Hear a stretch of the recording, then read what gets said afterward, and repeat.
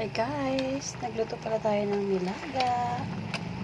Chinap natin ng maliliit. Naglagay tayo ng carrots at konting sayote kasi gusto ni baby yun.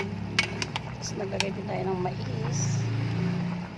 Ang lagay ko dyan karne guys, maliliit na baka at pork. Pinagalo ko na guys. Tapos lagay na rin natin yung repolyo. Guys, nilagay na natin yung repolyo.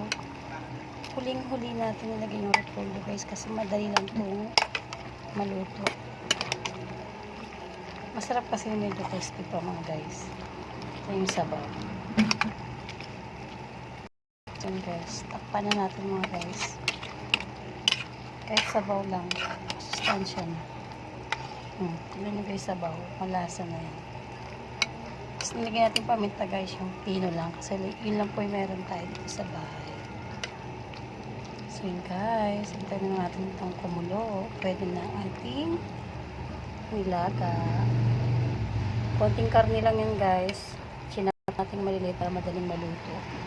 Makagawa lang tayo ng sabaw. Kasi mura na tumili kong mais. Gusto rin yung baby ko yan. Kain po tayo. Thank you Lord. Bye mga guys. Kain na tayo.